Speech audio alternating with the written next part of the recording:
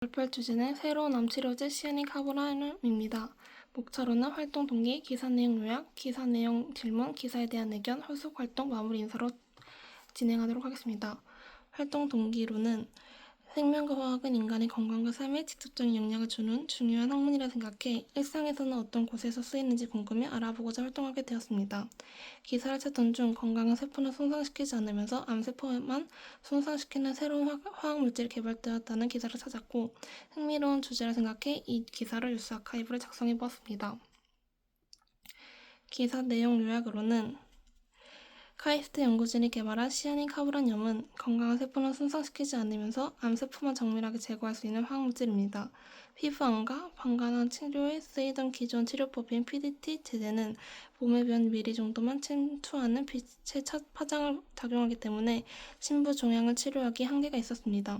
또한 화학물질이 몸에 오래 남아있어 환자는 치료 이후 2~3개월 동안 어두운 곳에 있어야 했습니다. 약한 빛으로도 몸에 물집이 잡히고 화상을 입을 수 있기 때문입니다. 하지만 기존의 치료법의 한계를 개선하여 만든 시아닌카브라뇽은 암세포에만 작용하고 치료 빠르게 체외로 배출할 수 있어 효과를 더합니다. 이 기사에 대한 질문으로 암이 재발하지 않도록 예방하는 기능도 있는가요? 라는 질문을 해봤습니다. 답으로는 시아닌카브라뇽이라는 약물은 현재 알려진 암으로 치료제 명칭에 포함되지 않았지만 암 재발을 예방하는 효과가 있다는 근거도 명확하지 않습니다.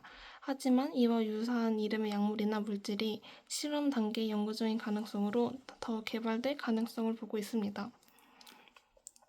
이 기사에 대한 의견으로는 이 기사를 읽고 가장 먼저 떠오른 감정은 드디어 암치료가 점점 더 발전해 미래를 바꿀 수 있겠구나라는 희망이었습니다. 기존의 항암치료는 효과가 있긴 해도 너무 많은 부작용을 발생시키고 정상세포까지 파괴하는 게 늘 문제였습니다. 그런데 이번에 개발된 시아닌카브라뇽은 정확히 암세포만 치료하고 건강한 세포는 건드리지 않는다는 점에서 정말로 이로운 기술이라고 생각했습니다. 특히 감명 깊었던 부분은 이 물질이 암세포에 발현되는 세포에만 반응하도록 만들어졌다는 점입니다. 암세포만 골라내는 화학물질을 만들어낸다는 것부터 우리나라의 화학의 발전이 사람들의 생명까지 영향을 준다는 점이 놀라웠습니다. 단순 치료제가 아니라 정밀 타격형 맞춤 치료라는 느낌을 주었습니다. 또 하나 인상 깊었던 점은 근적 외선을 사용한다는 점인데요. 기존 치료법은 피부나 얕은 부위에만 효과가 있었던 반면 이건 몸속 깊은 곳까지 있는 암까지 노릴 수 있어 적용 범위가 훨씬 넓어질 가능성이 있습니다. 치료 대상이 피부암 수준에서 전이성 유방암으로 확장되었다는 건 정말 큰 발전이라고 생각합니다.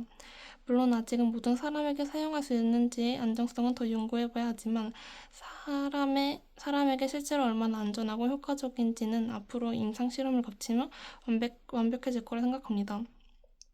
전 이 연구가 앞으로 항암 치료의 새로운 발전이 될 수 있다고 생각합니다. 기술이 잘 발전된다면 암 환자들이 겪는 고통도 훨씬 줄어들고 삶의 질도 크게 개선될 것이라고 생각합니다.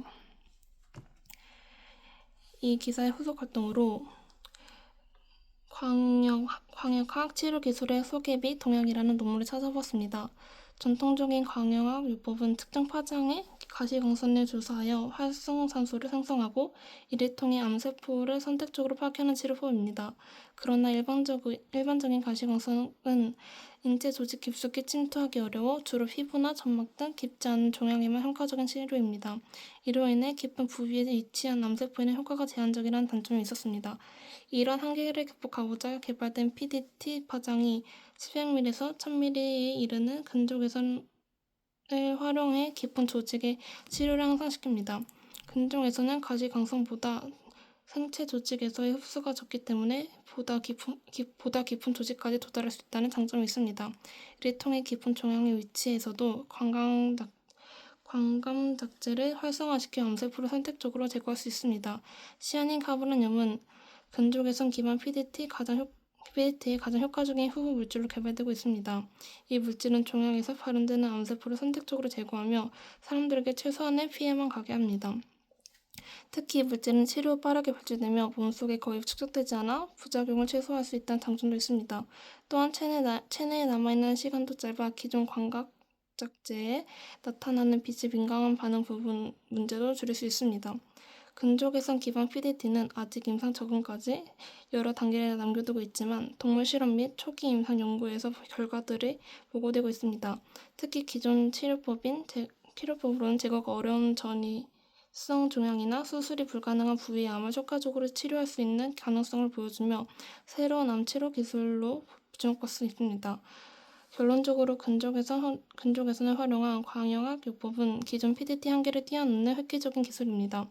이 기술은 시아닌카브라닌과 같은 새로운 감각작제와 결합되면서 깊은 암세포 치료뿐만 아니라 치료의 안전성, 정확성, 효율성까지 높일 수 있는 가능성을 제시하고 있습니다. 앞으로 이 기술이 더 널리 연구되고 임상에 적용된다면 암 치료의 새로운 치료를 만들어 낼 수 있을 것이라고 기대합니다.